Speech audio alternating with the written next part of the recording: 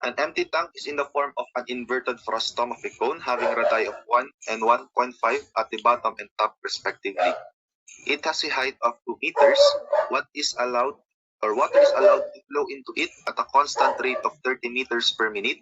How fast in mm per minute is the water rising in the tank when it is 50 cm? Okay, so meron daw tayong frostom na nakabaliktad. So mas malaki yung diameter sa taas compared sa baba.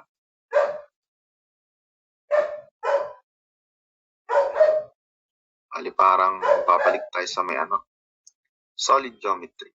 Yeah. So we have here 1.5 ang kanyang radius dito. And then dito naman is 1 meter. And then meron siyang height na 2 meters. Okay, so water is allowed to flow. So meron daw pumapasok na tubig dito. Lipat ko lang ito, no? This is 1.5 meter. So may pumapasok daw po dyan na tubig, that is your dVdt, and that is equal to 30 liters per minute. Okay, so how fast is the water rising in the tank when it is 50 cm deep? So since naka-centimeter yan, i-convert lang natin yan to meter. So bali nandito yung natin, yung water level. So bali, maliit lang siya. This is your water level. Ilan ba to? 0.5. So dito yung water level natin, 0.5 meter. Ayan. So, gaano daw kataas? Tumataas yung tubig natin, that is your dHdt. Okay, so doon sa lecture po ninyo ng differential calculus, may present sa inyo na formula. Diba, ito siya. The rate of change of volume with respect to time t is equal to the area, okay, times the rate of change of height with respect to time t. Yung area na to, that is the area kung saan nangyari yung height. So dito, hanapin natin yung area ng cross-section dito sa may water na to. Sa portion ng water na to. Ito yung hinahanapan natin ng area. Ngayon, paano natin kukunin yung area na yan?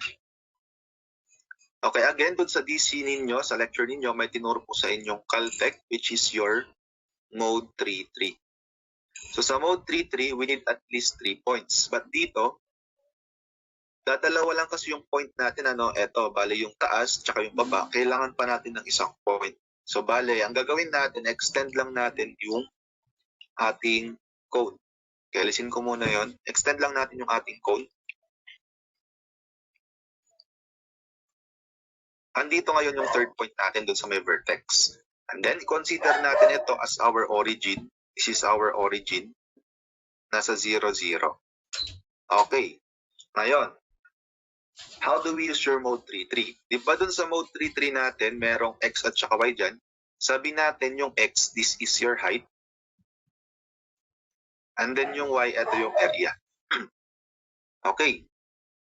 So dito, kulang pa yung ating given. Kasi, hindi natin alam kung gaano kalayo ito from the origin, tapos ito from the origin. So kailangan natin kunin ito, yung height na ito, itong h. Yung in-extend natin. Okay, so makukuha natin yan. Gamit na lang siguro tayo ng similar triangles. So, ito yung ating triangle. Okay, take note, yung pinakataas na yan, yun yung diameter doon, which is 1.5. Okay, and then dito naman, yung 1. Diba may diameter tayo na 1 dyan. Okay, and then yung height ng tank natin is ito. Tama, that is 2 meters. Then ito, sa tabi natin, this is our h. So by similar triangles, we have here the upper radius 1.5 over the total height, that is 2 plus h, that is equal to the lower radius 1 over its height, that is h. Solve natin yung h. Shift solve na lang natin, that is 1.5x, that is equal to 2 plus x. So shift solve. Okay, h is equal to 4. Okay, thus, pwede mo nang hanapin dito yung ating A, o tatlong A. The first height is 0. Ito. Again ito sa origin. Tayo mag-refer. Yung area dyan is 0 kasi point lang naman yung vertex. The next height is yung H. Tama? Yung h natin is 4 meters. Ano yung area niya? Eto, which is pi r squared. Ano yung radius natin dyan? That is 1. Next, yung height natin, the pangatlo is eto. Yung pinakataas, which is, eto siya, si 2 plus h, which is 6 meters. Ano yung kanyang area? That is pi r squared. That is pi times 1.5 squared. Okay, since meron na po tayong 3 points, pwede na nating hanapin yung area. Area dito sa portion na to sa may 0.5. Okay, saan natin kukunin yung height na yon? Eto siya, si h plus 0.5. So yung h natin is 4. Then plus 0.5. Then hanapin lang natin yung y hat. Okay, so try natin sa calculator. Okay, so mode 3, 3. So we have here 0, 4, 6. Okay, and then we have 0. Pi times 1 squared. Then we have here pi times 1.5 squared. Okay, then press AC. Then press Shift 1, 5, 6. Shift 1, 5, 6. Okay, then lagyan mo lang siya ng 4.5 doon sa unahan. Ayan, so we have 3.976. So 3.976. Naka-area ito ano sa square meter. O yun, so pwede na. Pwede mo nang hanapin dyan yung dH dt. That is simply dV dt over the area. So yung dV dt natin, ito siya, 30 liters per minute. Okay, so we have here 30 liters per minute. I-convert na lang natin. So in 1 cubic meter, we have 1,000 liters. Okay, then divided by the area na 3.976 square meters. Okay, so bale 30 divided by answer. Ito siya, 7.55. Okay, so cubic meters or meters per minute. So ang tinatanong is naka-millimeters. Ito na pala siya, convert lang natin. So in 1 meter, dun ka muna.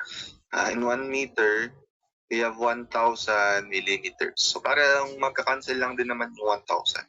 Maging millimeters na to. Okay, again magka-cancel yung square meters tsaka yung square meters. So the answer here is letter B.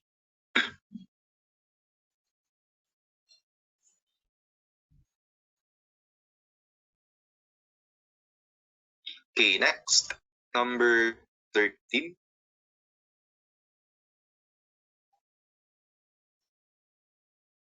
Okay, so if x is equal to, or if y is equal to x raised to 4/3, what is the approximate change in y when x changes from 8 to 8.01?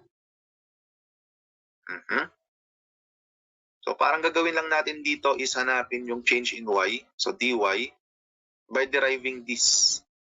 Okay, i-derive natin yung x raised to 4/3, that is 4/3 times x. Anong derivative ng x raised to 4/3? Diba bababa yan? 4/3 times x, then 4/3 minus 1, that is raised to 1/3. Okay? Next, since nag-derive tayo ng x dito, ilagay natin dito yung dx. Okay, then plug in. So 4/3, yung x dito, ang ilalagay nating value ng x is yung original value. So 8. So 8 raised to 1/3. Yung dx naman is yung rate of change or yung change. That is new. Di ba yung dx para siyang delta x? That is x2 minus x1. So ano ba yung x2? That is 8.01. Tapos yung x1 is 8. So bali 8.01 minus 8, so 0.01. Okay, so we have your 4/3 times 8 raised to 1/3 is 2, then times 0.01. Yeah, so we have 0.0267. So we have letter D.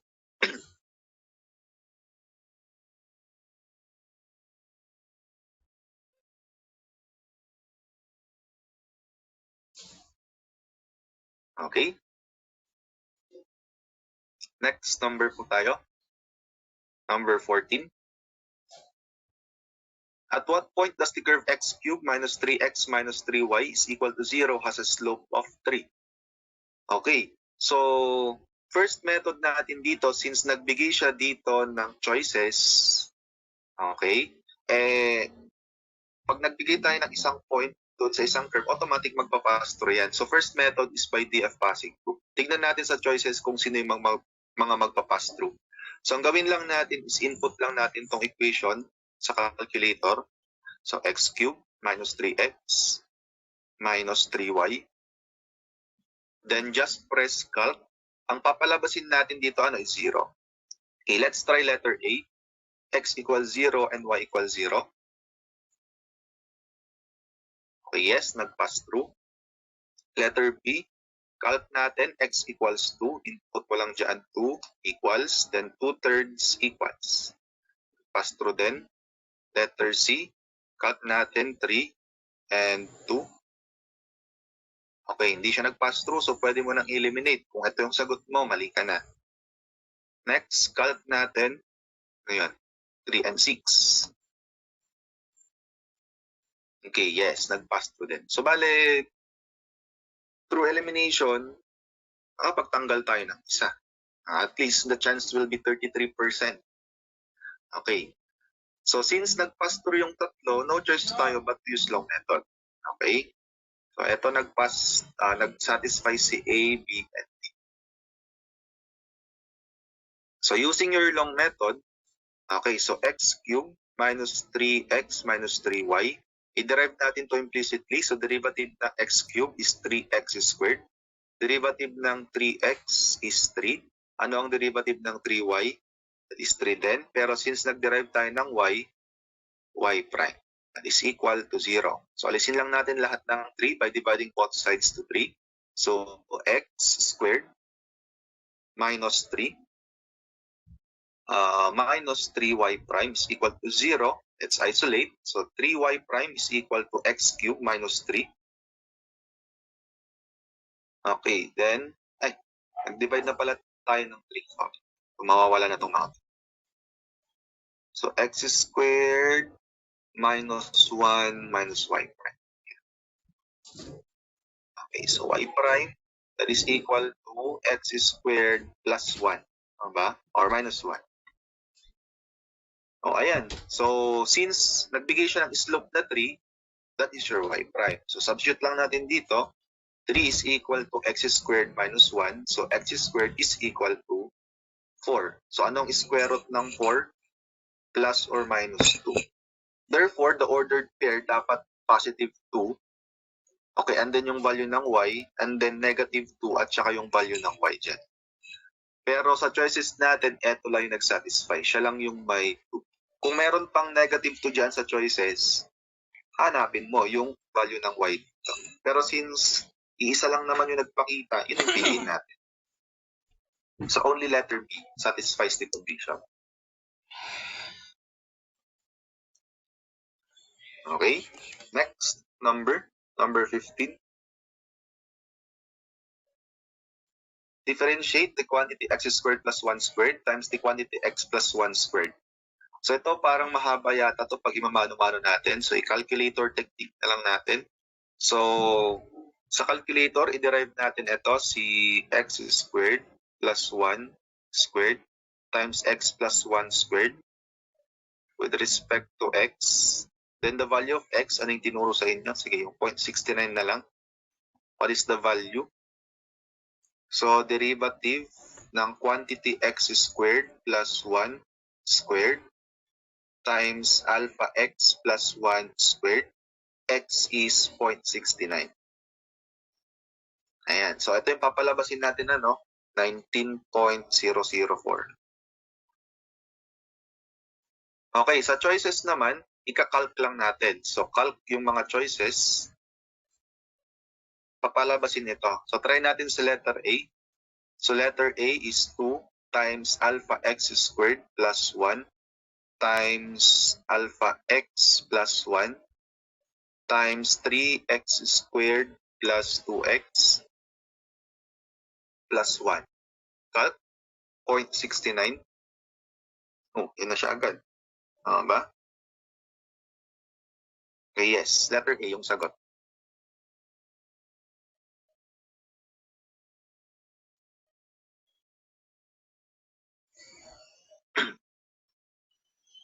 Okay, next number. Number 16.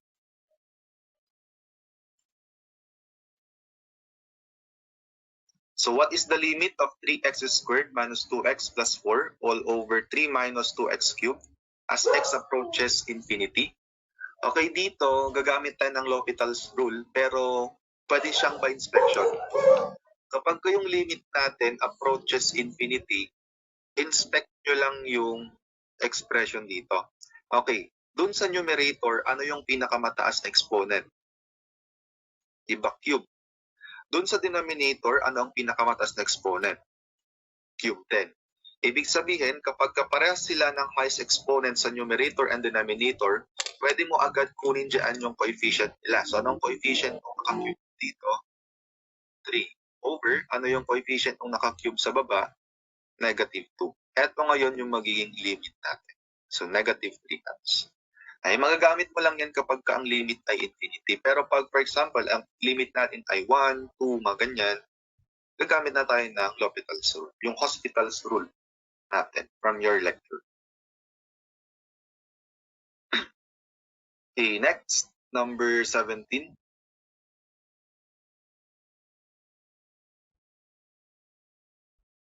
O, lang number 17.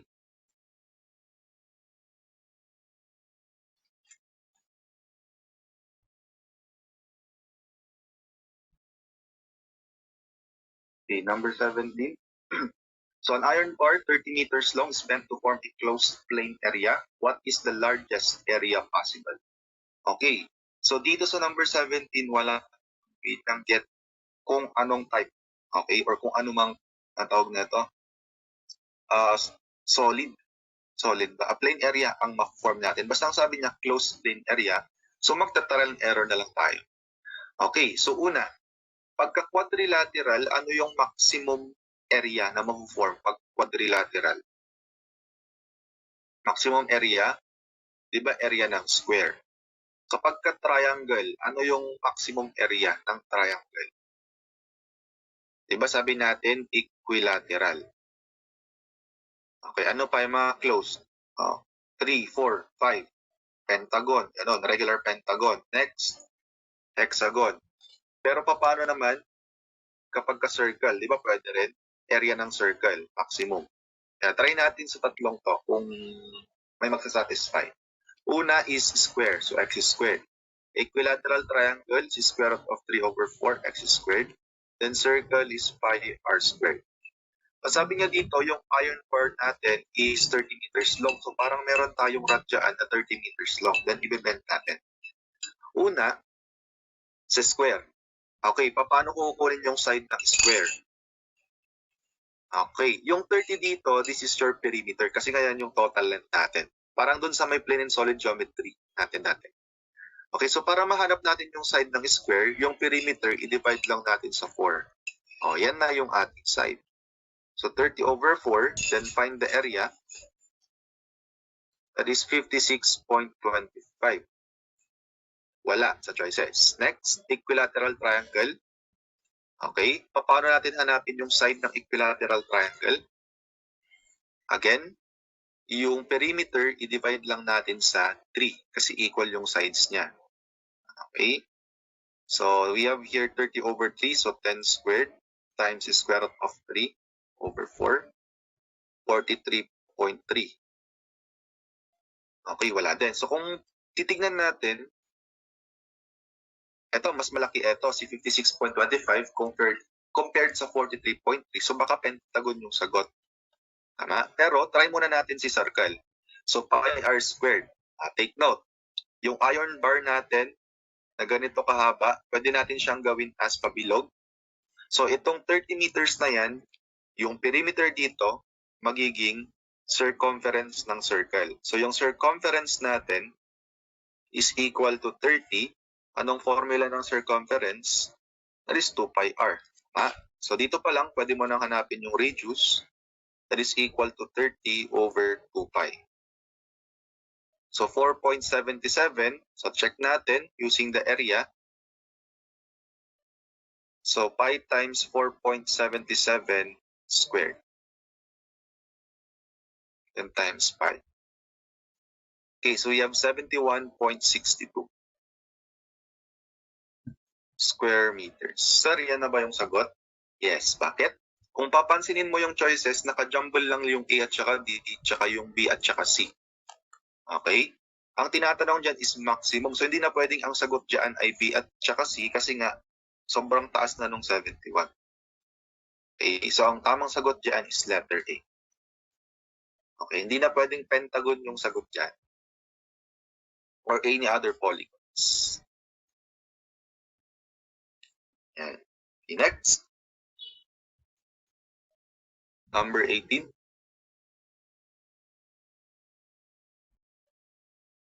So what is the derivative of ln of sine of x? So pwede kang mag-calculator technique dito or pwede mong imano-mano. So paano ba ulit ka nag-derive ng ln? So pag nag-derive ng ln, kunin mo yung derivative nung nasa loob. Tama? So ano ba ang derivative nung nasa loob ng ln? What is the derivative of sine of x? Diba cosine x over yung nasa loob ng ln, which is sine of x. What is cosine over sine? That is cotangent of x. Pwede mo rin yung i-calculator, ano? So, try natin. So, derivative ng ln of sine of x. Take note, naka-trigonometric function tayo, so dapat yung calculator naka-regions, shift mode 4. Then x is 0.69. Okay, kulang ako ng parenthesis. Natin lalabas, 1.2116. Okay, and then, ang gagawin lang natin dun sa choices, ika-calculate natin. O try natin, i-calc natin to. Ang cotangent ay 1 over tangent. Tangent ng alin? Yung 0.69 din. O yan, pares na parehas. So, depende sa inyo kung anong gagamitin ninyo. Mas madali sa inyo. Okay, next. Number 19. Find two numbers whose sum is 10 and the sum of whose squares is a minimum. Okay. Okay. First method dito is by inspection. Una, nagbanggit naman siya ng condition na yung sum daw ng two numbers ay 10. Pag-adin natin yung choices. 4 plus 6, check. 5 plus 5, check. 2 plus 8, check. 3 plus 7, check. Lahat sila nag-satisfy. So pag nag-satisfy lahat, ang gagawin natin is the second condition. The sum of the square is minimum. So bale yung first number squared plus second number square must be minimum. Maliit. Check natin. 4 squared plus 6 squared. 5 squared plus 5 squared. 2 squared plus 8 squared. 3 squared plus 7 squared. Hanapin po dyan yung pinakamaliit. Okay, 4 squared plus 6 squared. 52. So, eto 50. Eto is 64 plus 4. 70. Eto naman ay 9 plus 49. 58. Oh, ang minimum sa letter B. Kung maximum naman yung pinag-usapan sa letter C. Ang sagot among the choices.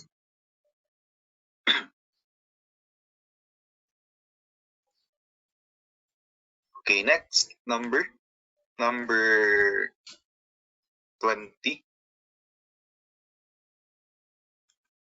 Find the limit of sine of n pi over n as n approaches infinity. O bale, calculator na lang ito, ano? Sine of pi times x over x, the limit as x approaches infinity. So again, ang infinity sa calculator, pwede yan as 1 times 10 raised to 6. Try natin. So again naka-trigo function po tayo, so dapat yung calculator is naka-radians. So input mo lang yung sign of pi x over x. Cut natin 1 times 10 raised to 6. Ayan, that is equal to 0. So letter B.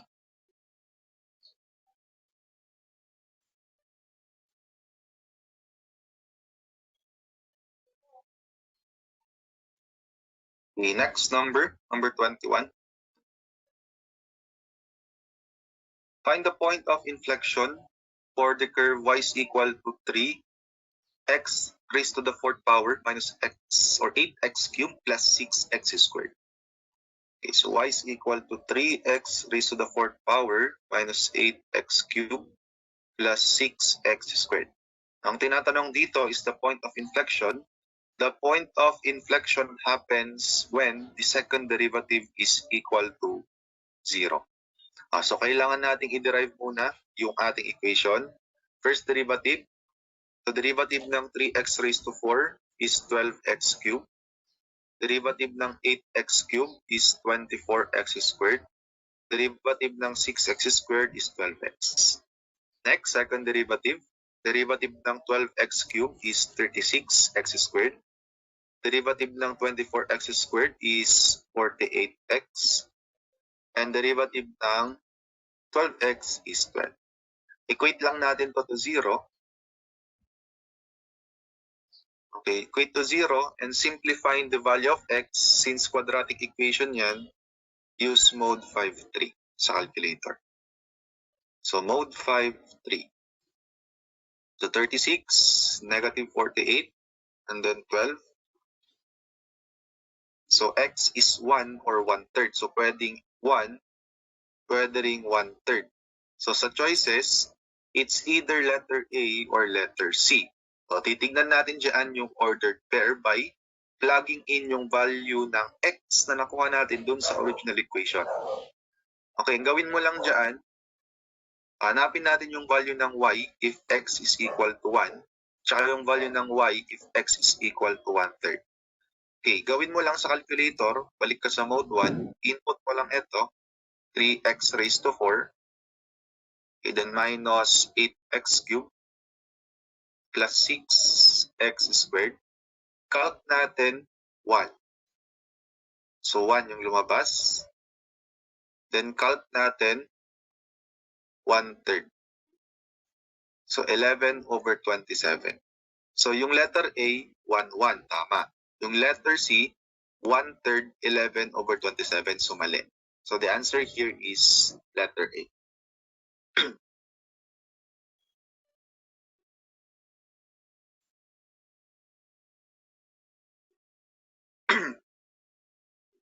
Okay, next, number 22. So find the critical numbers of f of x is equal to x raised to 6 over 5 minus 24x raised to 1 over 5. So bale, y is equal to x raised to 6 over 5 minus 24x raised to 1 over 5. Ang tinatanong is the critical numbers. Pag sinabi natin critical numbers, pag sinabi po natin critical number, yung y prime natin or slope is either 0 or not defined. Yan, dalawa po yung ano natin, dalawa yung condition ng critical numbers. Pwedeng 0 yung slope or undefined. It is horizontal, di ba ang slope ng horizontal line is 0. Ang slope ng vertical line is undefined. Nandiyan yung mga critical numbers natin. By inspection, yung equation natin mahirap siya kasi naka-raise to fraction yung mga yung variable x natin. So siguro ang gagawin na lang natin is by trial and error method. Kung titignan nyo yung choices, 4 at saka 0 lang naman nandiyan at saka none, ibig sabihin, yung dalawang numbers lang na yan, yung trial and error natin to form 0 and undefined number. So ang gawin lang natin is eto. I-derive lang natin to sa calculator. Baling gagawin mo lang, input mo lang to sa calculator, and then, yung value ng ano natin, ng x is either 0 or 4. Okay? So with respect to x, okay, first itry natin if x is equal to 0, ano kayo maging slope? Again, 0 and 4 lang kasi yun lang naman yung nasa choices. Pero kung walang nag-satisfy, edi none yung sagot. Okay, derivative ng x raised to 6 over 5 minus 24 times x raised to 1 over 5. Ayan, sakto pa siya. X is 0. Time out. Okay, so bakit check time out? Try nga natin, x equals 4. Ayan, so 0. Ito nag-satisfy 0. Ibig sabihin, 4. 4 pala ito. Ibig sabihin, pasok na yung 4. Hindi na siya none. 0 only, hindi na kasi nga mayroon siyang 4. So 4 only, pwede rin ito. Kasi hindi pa nga naman natin natatry yung 0. Pero yung 0 kasi kanina nagta-time out, ibig sabihin, itatry natin siya ilong method. Kasi hindi kaya ni calculator yun. Because of the exponent na rin siguro. Okay, mano-mano natin i-derive ito. So what is your y prime? Anong derivative ng x raised to 6 over 5? So 6 over 5 times x raised to 6 over 5 minus 1 is 1/5. Then minus. So 24 over 5. Kasi 24 times 1 over 5 times x raised to negative. What is 1/5 minus 1? Negative 4 over 5. So ang gawin natin, ikakalk ngayon natin si 0 at saka si 4. Papalabasin natin ano kasi dito kanina nung x equals 4, lumabas ay 0. Tama kaya? 0. Y prime. Okay, input mo to sa calculator.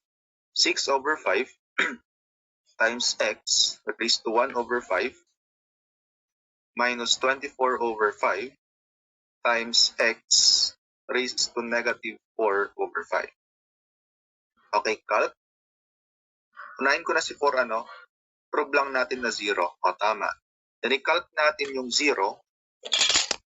Ayun, nag-math error. Pag sinabi nating math error, it is undefined. Ibig sabihin, kasama rin si 0. Thus, the answer here is 0 and 4. So, dito ang lumabas na slope ay 0. Dito ang lumabas na slope ay math error. Ibig sabihin po niyan, that is not defined. Undefined po siya.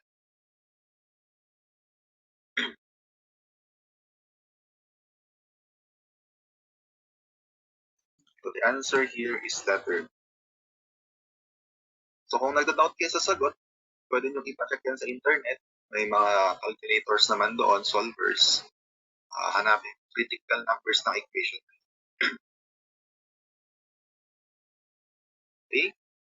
That's number 23.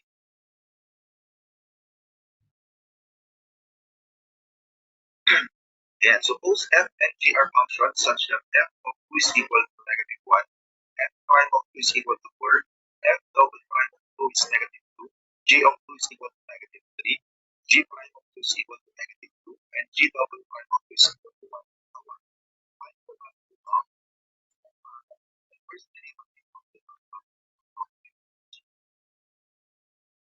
Okay, so